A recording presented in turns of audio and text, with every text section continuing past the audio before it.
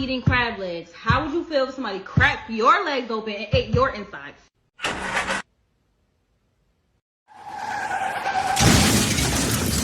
And I bet it smells like Red Lobster too. What do you love about Thailand? Lady boys. This guy didn't even stutter. Straight in. Woman Jew. The same. How long have you been here? 2 months. How many lady boys have you been with? Only 8. No roster, no hoes, just me in bed, twirling my bush and starting fights with strangers online. But don't worry, soon she'll find something constructive to do. But if you wanna come, give my brother some. Yeah. Bend over, come ride me like your Rover.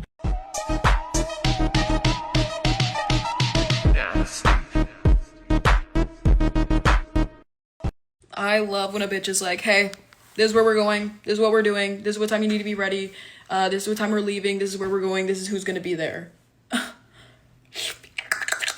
Like, I love you. I can't stand a motherfucker that wants a pat on the back for regular ass shit. Talking about, oh, I pay all my bills. I will hope so, bitch. I would hate for you to be homeless. Oh, I take care of my kids. I will hope so, bitch. I would hate for CPS to get involved. Them kids didn't ask to be here, and nobody told you to lay down with that bum-ass motherfucker. You want a cookie for washing your ass, too? Jesus. Hey, wait. I think she's talking to the independent women out there. Am I wrong?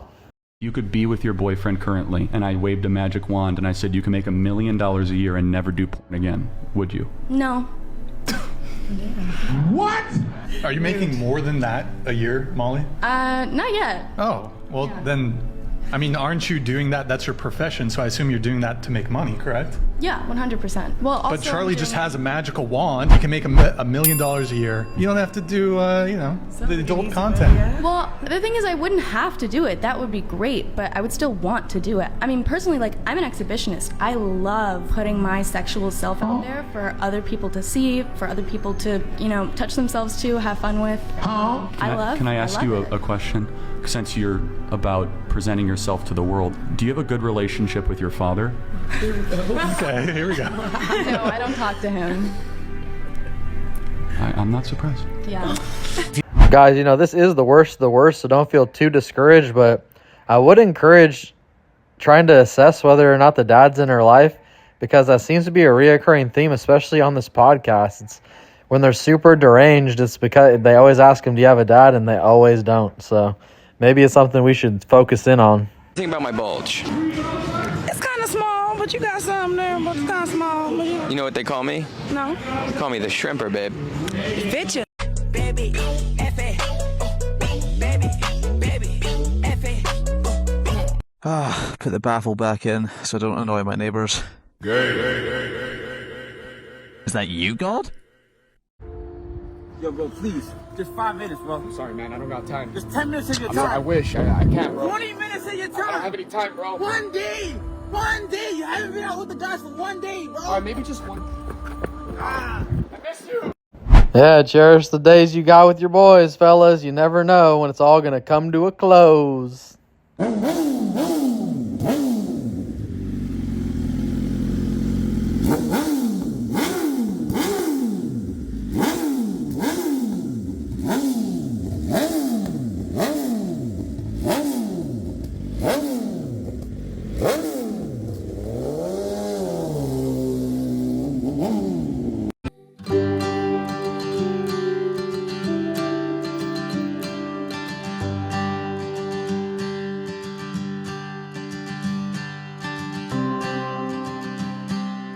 Damn, guys, when I was a kid, we used to go to Lake Berryessa. I had wakeboard boat, blown big block jet boat, all sorts of shit going on. And I had a girlfriend that could back up the lifted truck. You could barely see the trailer at all.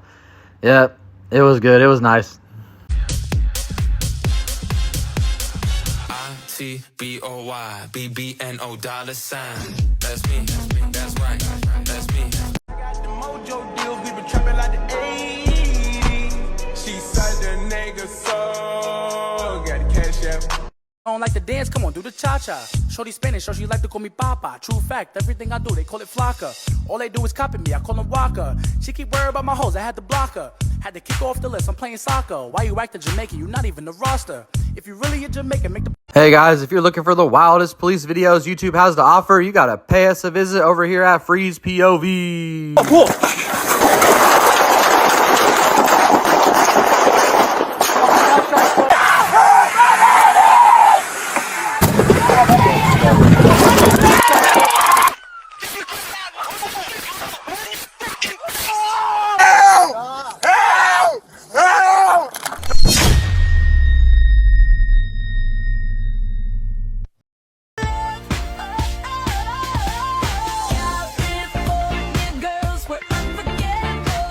I'm Catalina. I'm reporting live from Bondi Beach, which happens to be the cougar capital of the world. Our catchphrase is, if you come down under, so will we. Hey, we know we got some Aussie brothers out there. I gotta know, are you got the best cougars in the world or what? Because this looks like something all right. Hey, hold on. Look at this, dog.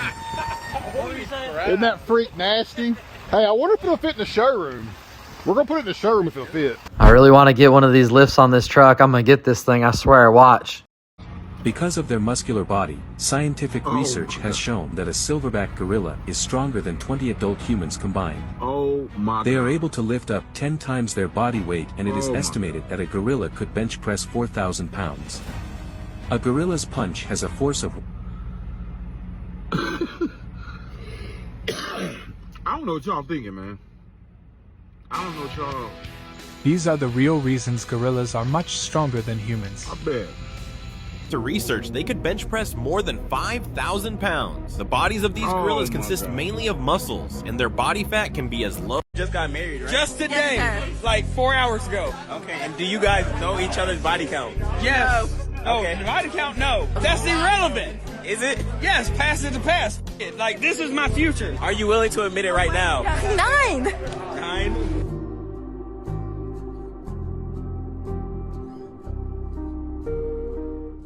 Damn, this dude was shook off a 9. Sometimes I think 1's too much, but he's lucky it wasn't 900 these days. How to say, the fuck is that? In Chinese. 啥玩意儿? 啥玩意儿? 什么鬼玩意儿啊?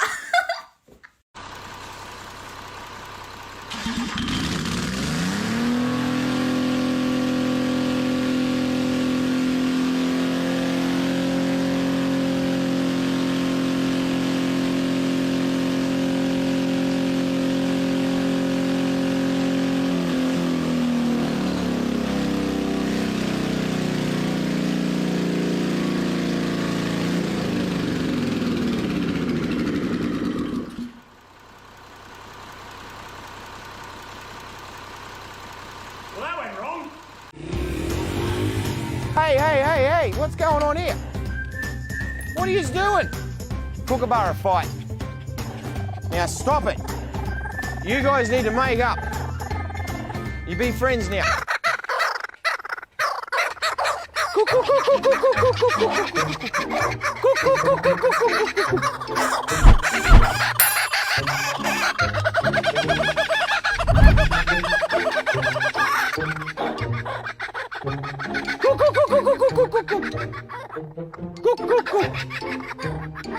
Okay, that's a lot better.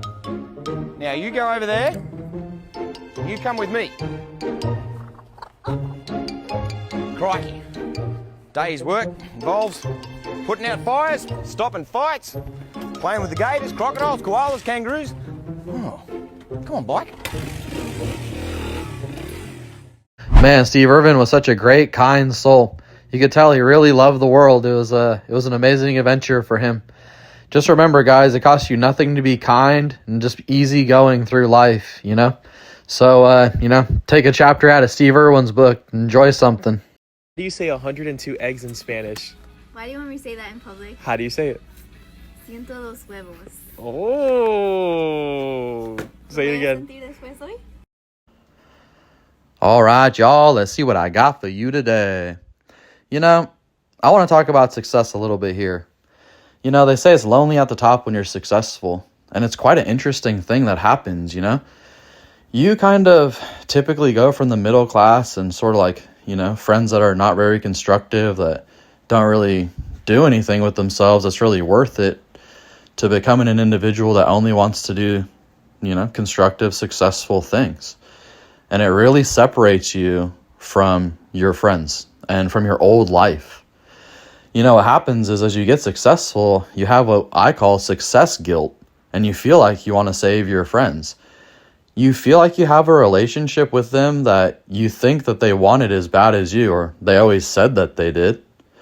But it seems nowadays that adults just want to run from responsibility, and they don't want to face anything. And well, you know, as you deal with the success guilt a little bit, you'll try to save a few of your friends, and over the course of time, you'll realize that they just like simply don't want it. Or, you know, for me, it just gets simple. It's like, if I'm trying to get 10 mil, if I continue to deal with people that have to follow around and you know, discuss like no-showing and different things like that, then it's just taking too much of my time. They just don't get it.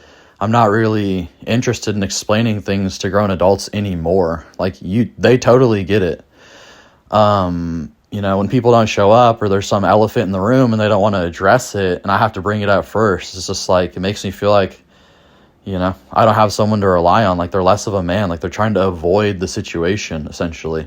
And well, I have one mission, you know, and that's to make this shit happen in my life. So you will have to let some of these people go. You'll realize that if I continue to deal with this behavior, it's not even worth trying to understand why they do this. It's just this sort of behavior doesn't work for me and the sort of success that I'm trying to generate. And you're going to have to let them go. You know, many, many times you're going to realize that you're better off on your own, that seeking out assistance, seeking out an individual to tell you what you should do next or help you solve a problem is actually a bigger waste of your time than just relying on yourself. And it'll happen over and over. And you'll begin to see that their behaviors and their habits and the things that they decide to do with their time are a complete waste. And if you point it out to them, they'd rather kick and scream. You know, it's impossible to get to the top if you got to take everyone with you and their baggage, you know? If they can't carry themselves, it's a huge sign. But the biggest problem is that 90% of the population or more have no interest in being successful. They count themselves out before they even start. They have 2 problems for every solution that I offer, and all I can do is remove myself from the situation. I'm not here to convince them otherwise. I got to get somewhere myself. I got to get this 10 mil. If you're not going toward 10 mil, if you don't have the habits and behaviors, if you'd rather hang out with your family, if there's all these other things going through your head. And that's a big one I hear all the time. I don't want to move from my hometown because I want to hang out with my family. And we're talking like mom and dad. It's like, okay, well, you got no retirement, no down payment for a house. You got nothing going for yourself. So wouldn't mom and dad be a lot prouder if you came back in 10 years and you were a fucking man? But the whole thing's confusing to me, and I stopped trying to understand the lower 90% of the population. I'm in the top, 10 or 5% of the population. I'm not turning back. I'm not trying to learn their lessons on why I should take steps backwards. I'm going forwards. And if you're coming with me, it's good. But, I'm toward the end of my success guilt phase. And while I'm highly interested in meeting individuals that think like me, perform like me, take on responsibility like me, and I'm not really interested in grown men that just can't seem to get anything right on their own. They just fumble everything. And it's like, if they only fumble everything because they just don't give a fuck, because they're not applying themselves in any way, it's quite distasteful, to be honest. All right, guys, always appreciate y'all tuning in. Please like, share, and subscribe, and we're going to see you on the next one.